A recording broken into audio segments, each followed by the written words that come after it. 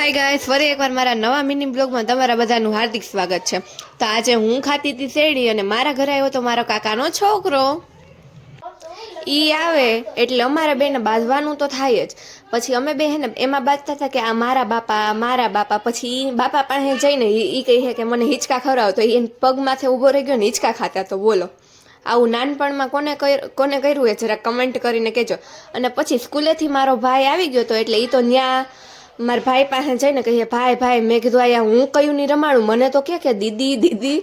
પછી આ મારા દાદી અને આ મારા મામાનો છોકરો. અને આજે મારી ફ્રેન્ડનો બર્થડે હતો એટલે બધા કમેન્ટમાં હેપી બર્થડે વિશ કરી દો.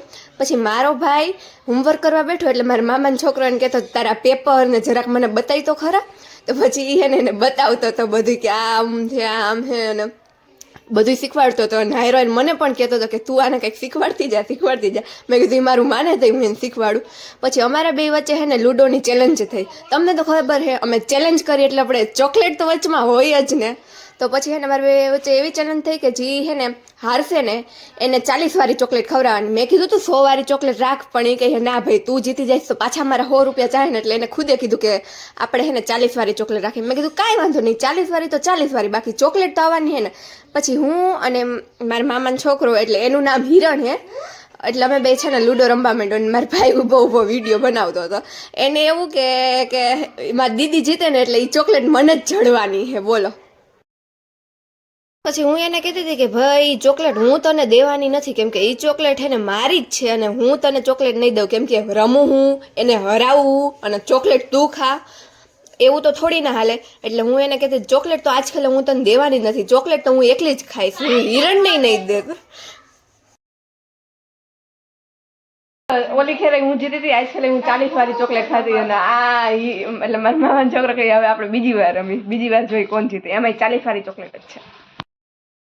તો ગાઈસ અમે અત્યારે બીજી વાર રમ્યો અને એમાં હું હારી ગઈ. પહેલા હું જીતી હતી, એમાં છે ને મને 40 વાળી ચોકલેટ દેવાની હતી અને અત્યારે હું હારી ગઈ છું. મારે એને 40 વાળી ચોકલેટ દેવાની, પણ અમારું કામ પૂરું તો અમે 40 વાળી ચોકલેટ અમે બે રમતા હતા. રાહ જોઈને ઉભો તો કે આખી મારી દીદી જીતે અને એ 40 વાળી ચોકલેટ એને મળે અને હું ક્યારે ચોકલેટ ખાવજો.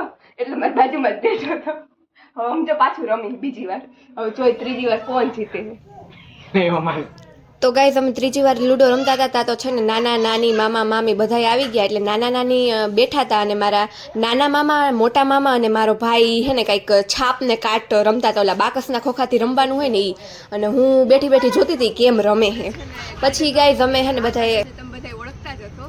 આ ગાર્ડનનું નામ છે લવ ટેમ્પલ. કોણ અહીંયા આવ્યું છે અને કોણ આ ગાર્ડનને જોયું છે જરા કમેન્ટ કરીને કહેજો. છે ને લવ ટેમ્પલ આવી ગયા હતા અને હું તમને બતાવું. બધા છે ને હિંચકા ખાઈ અને અડધા કસરત કરે છે. હું તમને બતાવું. છોકરી અહીંયા કસરત કરે છે, બીજા આગળ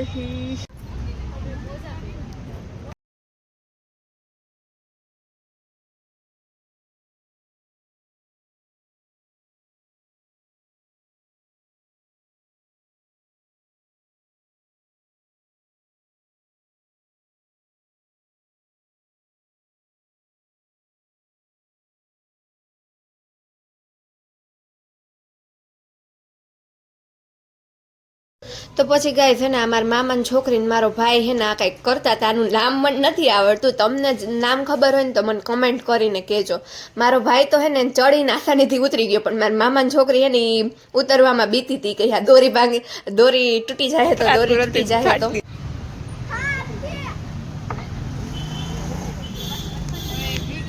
હાલ ઓલી ગઈ મને બીક લાગે. હાલ નહીં કઈ નહીં, હું પકડી લઈશ. હાલ પછી એને લસરપટ્ટી ખાવામાં બીક લાગતી હતી. લસરપટ્ટી ખાઈને પછી અમે ઉચક નીચકમાં બેઠા હતા. હું તો ના પાડતી હતી કે મારે ઉચક નીચકમાં નથી બેહવું, હું તમારી જેમ નાની નથી. તો એને મને હે ને ધરાહારથી ઉચક નીચકમાં બેહાડી અને મને ઉપર ચડાવતી હતી કે હવે હું તને ઉતારું જ નહીં. મેં કીધું તું જા રે, હવે હું તને ન ઉતારું. પણ એમાં ગાઈ ને એ કંઈ ના મને ઉતાર. મેં કીધું હું તને ઉતારું જ નહીં. હું બેસી ગઈ હતી. પછી મેં કીધું એને મારે તને ઉતારવું જ નથી. બોલો તો ખરી વાલી, બોલો ને તો હવે અમે આ કરતા હતા. નામ અમને નથી ખબર, તમને ના ખબર હોય ને તો જરા કમેન્ટ કરીને કહેજો. અમને તો કરવામાં ફૂલ બહુ મજા આવતી. તો હું નકરા જાતો મારાથી આમ થતું નતું. તું ભી બોલ કુછ.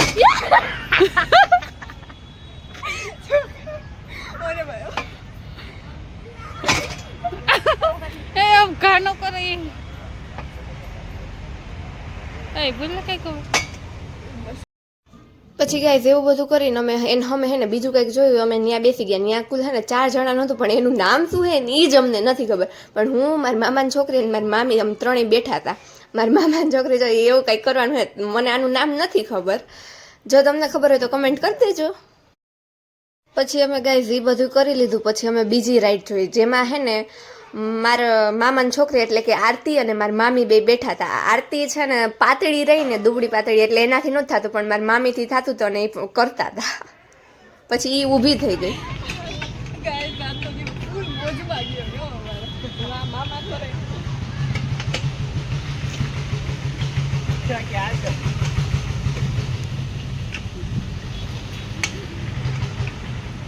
આમાં છે ને જો આમાં આમ નહીં કરવાનું.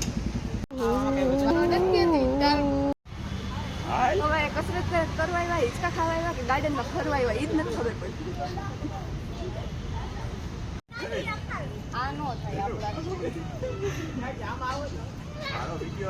અરે નથી તમાર ત્યાં ઉતારું. પછી ગાઈઝ અમે ઈ કરી લીધું ને પછી અમે બીજી વસ્તુ જોઈ, જેમાં હે ને હું મારી મામાની છોકરી બે કરતા હતા. મને તો પહેલા બીક લાગતી હતી, પણ મારી મામાની છોકરી કઈ કાંઈ ન થાય. પછી હું પણ ઊભી રહી ગઈ ને અમે બે કરતા હતા એ કસરત, અને મારી મામાની છોકરી હારવાર ગીતે ગાલતી હતી. બોલો, આપણે નથી આવી બાજુ હવે.